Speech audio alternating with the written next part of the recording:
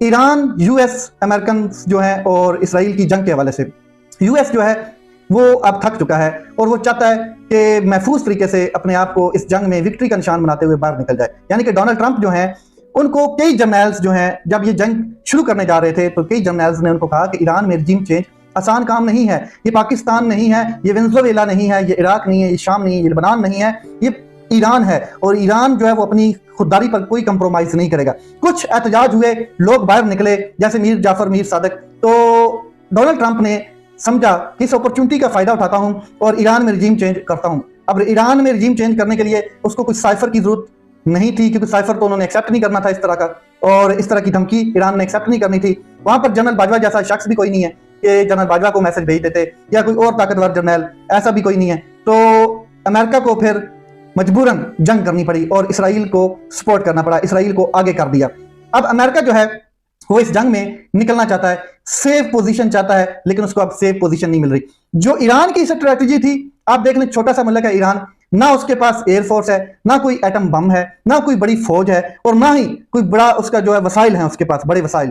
तो ईरान ने 15 दिन तिगनी का नाच नचाया है, 2 एटमी ताकतों को और एक सुपर पावर को। ताकत के नशे में डोनाल्ड ट्रंप ने ये जो तजर्बा किया है ईरान में, वो उसके गले में फंस गया है। अब वो उससे निकलना चाहता है। ईरान ने तहस नहस कर दिया है इसराइल की जो एक गरूर था उसको, और अमेरिका की जो सुपर पावर, उसके इमेज को तहस नहस कर दिया। अगर अब पूरी दुनिया में आप देखें तो इवन अमेरिका के अंदर डोनाल्ड ट्रंप के खिलाफ लोग बात करते हुए नजर आ रहे हैं कि डोनाल्ड ट्रंप ने क्यों ये जंग छेड़ी, क्या जरूरत क्या थी, और ये जंग हमारी थी ही नहीं। ये जंग सिर्फ और सिर्फ नेतन्याहू की जंग थी। नेतन्याहू की जंग में अमेरिकन क्यों गए, अमेरिका को क्यों बीच में डाला गया। और ये अमेरिका के अंदर जो लोग हैं वो भी बात करते हुए नजर आ रहे हैं, पूरा पाकिस्तान और पूरा दुनिया और हर तरफ आप देखें तो यही बात चल रही है कि ये जंग नेतन्याहू की जंग थी और अमेरिका ने इसमें खामखा अपनी टांग अड़ाई है ईरान के साथ। और अब यहां से निकलना इसका मुश्किल हो गया।